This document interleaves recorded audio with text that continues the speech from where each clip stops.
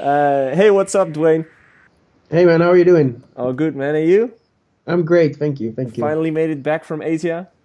It was a long flight, but everything's fine and had a great productive tour, so I'm Nice. happy. Where did you play? I did a bunch of shows in Myanmar, Shanghai, and Taipei was the last one. Mm-hmm. Flew back in between, which was a good idea initially, but later on it was a little bit heavy because of the long flights. But it was Yeah, great, really productive, and happy. cool. So could you tell a little bit more about that actually? Because that's something that a lot of traveling DJs always are talking about, that flights in between kill you as a person. But why is that? Why is that so hard to, because normally people just sleep, in a flight. So why is that so hard for you to fly back and break the tour? Well, initially I was gonna stay in Asia because I thought it was a better idea. Mm-hmm. Later on, we thought it was better to fly back for meetings. On top of that, I had the flu for a little bit, so I couldn't really sleep much. And I mean, obviously, flying becomes hell when you have the flu or when you feel sick. Yeah. But in all honesty, even in Asia, I remember the first time I was touring in Asia. It was basically, I think, 2 weeks of touring and 9 shows, I guess. Wow. And every time I sat down in an airplane together with a friend of mine, we just looked at each other. We're like, okay, nice, another 2-hour flight, because it felt like we were flying from Amsterdam to Madrid, for example. Yeah. But we found out how big Asia actually is. So all the flights turned out to be like 8, 9 hours, so some of them were 6 or 4 hours.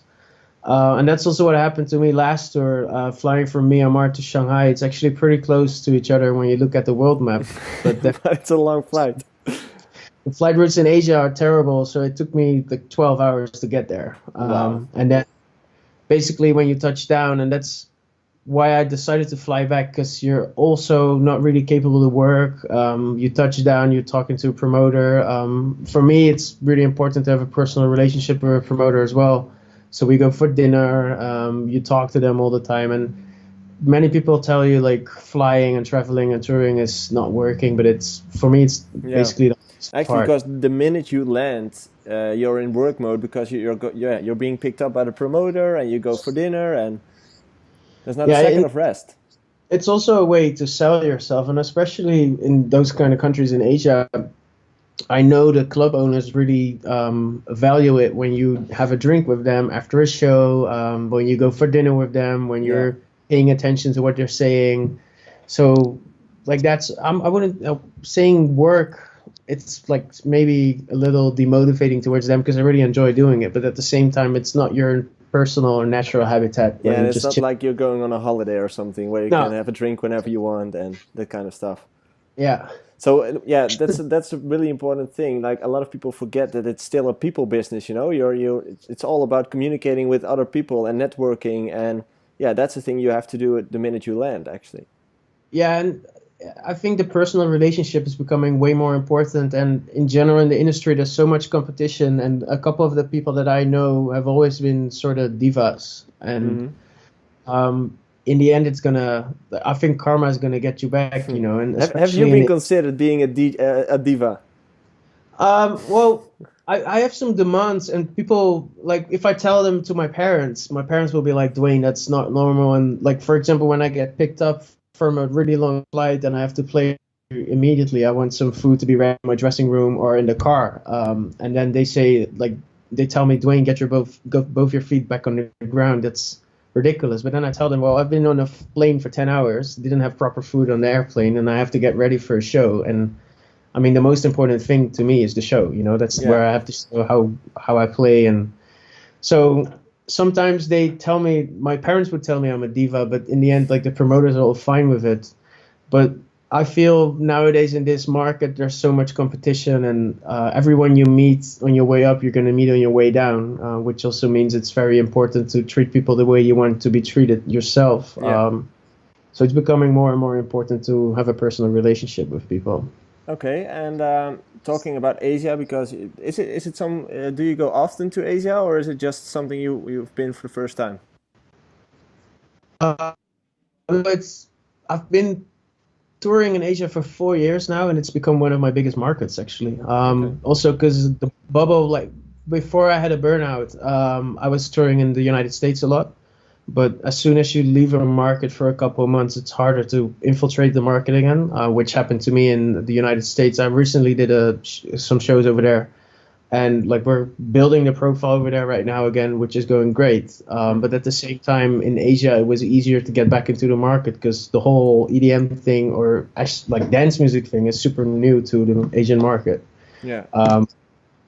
Combined with that I also have a profile which is relatively bigger than people in the same like category in for a DJ basically. Mm-hmm. My market became pretty big in Asia, and I'm doing a lot of tours and shows over there. Okay, so still active in USA, or actually still building your career there, or rebuilding it actually? Yeah, basically rebuilding. Yeah, but main focus is Asia right now. Yeah, Asia and Europe, and I mean, like, I wouldn't really particularly say I'm focusing mainly on Asia or mainly on the United States or mainly on Europe. But it just happens to be the case that Yeah. I'm Asia more often lately than Okay. other. Well, it's becoming a trend. You know, you see a lot of DJs traveling more towards Asia, probably because the USA is becoming harder and harder to infiltrate because it's getting busier. So I think it's some kind of trend as well. Yeah, for sure. But also, I mean, in Asia, there's so much opportunities to play, and I remember touching down in Guangzhou, and a friend of mine, Thomas Newson, was playing there as well the same night. So I was texting him, and I was kind of pissed off because in the Netherlands, when you play in the same city together, like either one of you is gonna have all the people, or everybody, like each of you is gonna have half, you know. Yeah. And then we found out Don Diablo was even playing, so we were even more pissed off. And then we found out there were 17 million people living in the damn city we were at. So Wow. yeah, the market is so big over there, and there's so many clubs and clubs you haven't even heard of in every city. So there's so much opportunities to play. Cool. And how about that language barrier? Do you experience problems with that, or? Yeah, my first show that I went solo, I was asking for the booth monitors to have less low end, and they, instead of turning down the low end in the monitors, they put the monitors up. They put a like cabinet under. Yeah. So that was the moment I decided to get a tour manager. So nowadays, not for all shows, but most of the shows when I tour in Asia, I fly in a guy. He lives in China. Okay. He's one actually, but he speaks Chinese, Oh, yeah. and he speaks proper English as well. So basically, anywhere we go, he joins me. That's a good one. How did you find him? Did you met him during touring, or? Yeah, I met him. He was accompanying another DJ filming. Actually, when I was performing for Ultra in China, and just like started talking to him, and I asked him like, would you be down to be tour managing? And he also makes great videos as well. Nice And one. like besides that, is like I would advise it to anyone, because taking a tour manager from the Netherlands is pretty expensive because you have to pay 2 flights, return flights Yeah. from the Netherlands to Asia, and right now I just fly him in from China, which is way cheaper. Yeah, that's a good one. Good business choice decision. Yeah. And like you already mentioned, you've experienced a burnout. That's something that a lot of people are talking about nowadays, especially in the music industry, actually in the whole entertainment business. Yesterday I was at Fontes Academy talking about burnouts as well, because it's also a thing with students. What did you actually experience? Like, how did you find out you had a burnout as an artist? I was touring in the summer of 2015, and I remember I was on my way in the car to a sold out show, and I really felt I didn't want to do the show. And I called my parents and just told them how I felt, that I didn't feel well, and I started crying out of nowhere. And we decided to cancel a bunch of my upcoming shows, and I just wanted to get some rest, because I noticed I had so much pressure on my shoulders because of the touring, but also the producing and everything. Like, you need to keep making music, but if you're in an airplane all the time and if you're tired, it doesn't really help. And I was just talking to people, and like my surroundings, my parents, my family, everybody started telling me I was irritated, annoyed with everything. You actually changed as a person. You changed yourself actually. Yeah, my parents tried to avoid any conversation about my music or my career or like money or anything, because anything that has to do with music or my business would annoy me and I would change as a person. So that was the moment I had to sit down, and I actually went to see a doctor to ask like what was up with me, because I had no energy, felt really down and everything. And he told me I was too tired and I needed to get some rest. And like a week later, I was back, and he was saying, I think you have a burnout and you need to talk to people that can help you. Which were psychologists or? Yeah, psychologist. And like I saw them, like you have to do like a test and they talk to you. And she basically told me I needed to get rest. But that's actually when got worse, because that's when you take a moment to like step down and reflect on everything that's happening, and you start thinking about what's happening or what's happened to you, up to a point. I mean, some days I felt really good, but some days I had struggle getting out of bed and like reaching the couch to turn on the TV because I Yeah. felt so horrible. So yeah, it happened. And the more you try to stop it in the early phase, the worse it gets. I mean, that's how I experienced it. And it really shows that you just need to step down and focus on yourself and listen to your body. And all the nights of no sleep and partying after shows and Did you straight to acknowledge the. your body a lot? Like, did you know that something went wrong, or did you know that you were asking too much from yourself and you still did it? Well, I know the life I was living was really rough, but at the same time, when you're young and you enter such an industry as the music industry, people will tell you to stop complaining because you're living the dream.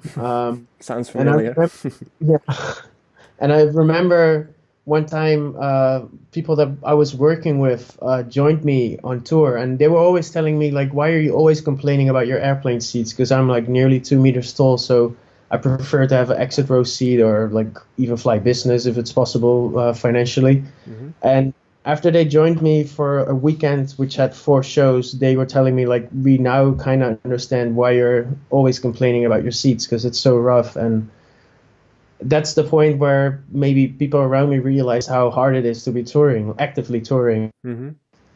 So, yeah, in that sense, I noticed I was maybe going a little bit too far, but at the same time, the music industry, and that's what happened to me after my burnout. When you're gone for 8 months, people will forget about you. It took So, 8 months. So you actually, from the moment you were sitting in the car to the gig, and you noticed like I don't feel like playing, and you started crying and stuff. From that moment on until the first moment that you did a show, or what was the moment that you started? it was like 8 months later was basically when I really felt good again and felt like I could be working on new music and all that kind of like in between you keep trying to do like shows, and because of some legal stuff I had to do some shows, Hmm.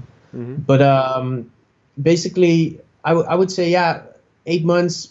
It was like from the moment I was crying in the car, 8 months later I felt like okay, we're gonna do this and we're gonna rock it, and like I'm back, you And know. did you actually felt like doing it again? Because like if I have a look at my own story, like I actually felt like quitting because I was really done with everything in the music industry. But you still had that passion, that thing for music in you. Well, I'm the happiest person in the world when I'm in my studio, Okay. when I'm DJing. So in that sense, I still have the energy inside of me. But I also kind of feel you in a sense. If I even nowadays have to cope with all the political bullshit that's happening in the Yeah. music industry, I that's something that's been annoying me more and more and more. Did you find a way for yourself to to channel that, so to ignore it actually, or to live with it, or? Well, basically, the people that really annoy me, I try to. Well, some you can, but some of them that really annoy me, I'll just kick them out of my life. And I don't want to deal with people business wise or emotionally that drain me, drain Yeah. my energy. Good decision. Yeah, and that's what helped me a lot. But yeah, at the same time, I'm so happy when I make music and when I'm touring, like especially when I'm DJing. So that's what keeps me going. But that's yeah, Hmm. I've changed a whole bunch of things though.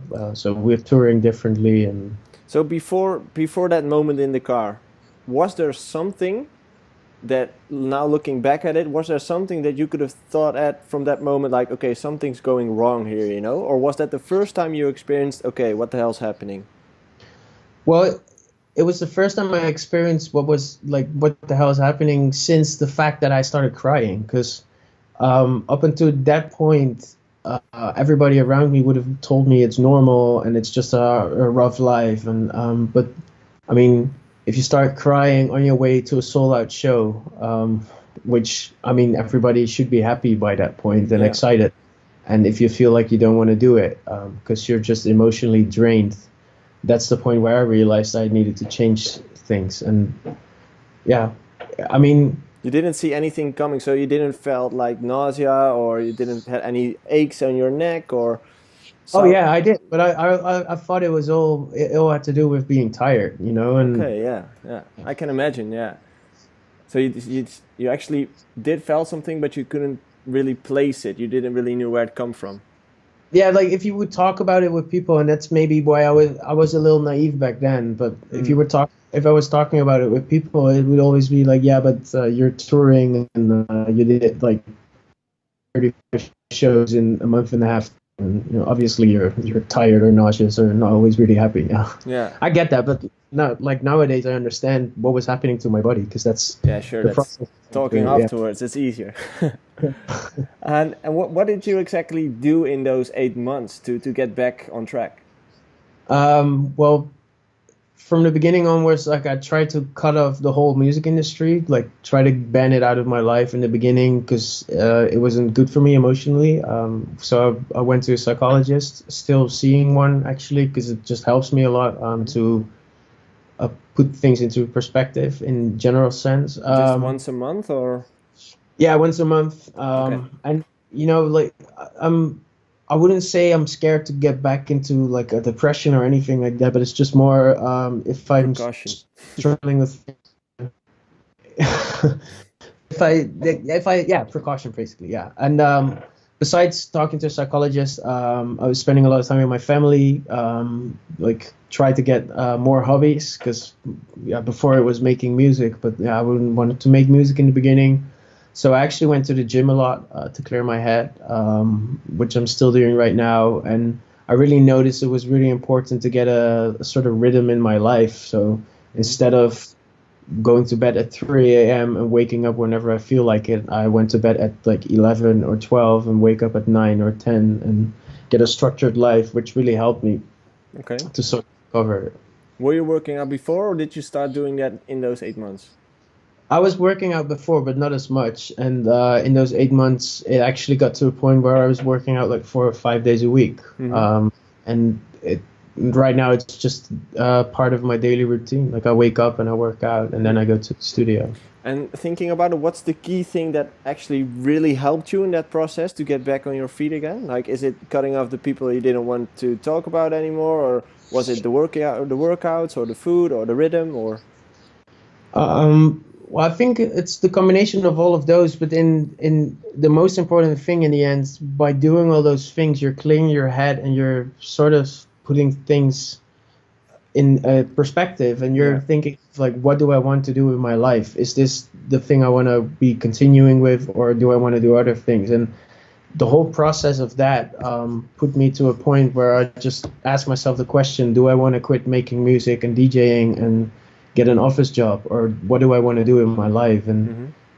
like I feel I never really asked myself those questions from the beginning onwards because making music was my hobby from the beginning, and Hmm. all of a sudden things took off and Yeah, it became my job. I'm So wondering because I've experienced, if I listen to this, almost a similar thing. You know, every same moment, same thoughts, same stuff. Uh, but looking back at my 10 years of being in the music industry, I actually found out that I never consciously made a decision to become a professional artist. I just became one. yeah, yeah, and I think that's what most people are experiencing, and because maybe it has to do with talent, or like you know the talent in you comes Hmm. out, or and like also the music industry I feel is known for, not even the music industry, also the acting industry, the modeling industry. As soon as people see talent and they want to work with it, and they'll try to get you the most ridiculous kind of contract, and Yeah. people jump on you right away. And that's I feel sort of the thing that happens to most of the young talents even nowadays. Like people make music because they really like it, and they might have a dream to become a DJ, but they never consciously make the decision because everything happens so fast and Yeah, there's so or much. so slow, you know, because it's just tiny little steps every time, upwards, and then suddenly 10 years later you're there, you know, and looking back Yeah, like, what the hell happened? and that's basically what I'm experiencing right now. Like if I look back, my mindset right now is so much clearer and better. And if I look back on my tours and even here on the wall in my studio, there's a like it's over there. Hmm. There's a poster and it's saying it is my performance at the Great Wall of China in Beijing together with Armin van Buuren. Back then, I would have thought it was the most normal thing in the world, and right now I'm thinking of like I've experienced so many things in my life which are kind of crazy, like really crazy actually. Yeah. I realize, like now I know how to enjoy those kind of moments. And Did you experience the same thing as I did, as in I really feel like I'm in control right now. And before that, I felt like being on an autopilot, you know? Stuff just happened and I didn't really made a decision on what was happening. And now you're total in control. You know what you're doing, you know where you're going, and you're fully aware of the fact what you're doing. yeah, and I feel that's also one of the things that is not going to get me back into feeling so bad because of the fact that I've just made the decision right now. I'm not going to deal with anyone I don't like anymore. Maybe if they make me way better business wise, it might be a decision, but I'll do it in my own way. But then it's a decision you really thought about, you know? It's not Yeah, something you just try. yeah. And if it doesn't feel right anymore, like I won't be working with those kind of people, or like agencies or whatever, managements, publishers, maybe a gardener. Like if my gardener, if I don't like him or if it doesn't feel right, he's not going to be working in my garden. So that's the thing that I've realized. Like it's not really particularly necessary to work with the first person you get to, No, and exactly. You actually have a choice, you know? That's you something a lot of people forget, but you actually have a yeah, choice. yeah, exactly. That's it. And what what was the effect that this burnout had on your career? Because you already mentioned being away from USA for 8 months, totally wrecked everything there. But did there was there anything else that changed because of the burnout? Um, well, it, it kind of felt like you needed to start again. Obviously, like my friends were still there, most of them, which helps a lot. But at the same time, yeah, you need to work on new music, but it's not so easy because, like, for me, I make like maybe 10 ideas and then two or three of them I totally finish, and that's like the songs that I'll choose from to release. But that takes a lot of time. So from the point that you're starting thinking like, okay, I'm gonna start doing a new song and actually releasing it might be like 5 6 months. But at the same time, a promoter won't book you based off one song. Like they need to see stuff is happening and your fan base is actively involved and everything. So it took quite a while. I mean, I had shows here and there, but it took quite a while before things sort of got back to normal, which I mean is hard. Also financially, Hmm. because you didn't have a job for 8 months, so you need to live off. Like I have people supporting me, which I'm very grateful for, and right now everything's going great. But it's really hard to get back into that phase because you're struggling financially, maybe you're struggling emotionally, and then everything's become so unsure. Because like you're coming from a career where you're getting bookings every week and everybody likes you and everybody's talking about you. You're like the talk of the town, and all of a sudden you have nothing anymore. Like it Yeah. feels like nothing anymore. So it was quite a challenge, but I'm really happy that I'm back and like doing well. So Well, really great to hear and see that you're back. So, like I said, I've experienced myself. I know how hard it is, and I made a totally different decision. But I really respect you for going back into the industry and following your passion. thank- So yeah, just really, really great and proud of you that you did that actually. thanks. Taking back, just we're going off a little bit from the burnout because it's so a lot of people want to know a lot of stuff about, and it's something that lives in the industry right now. But now we're going to another subject.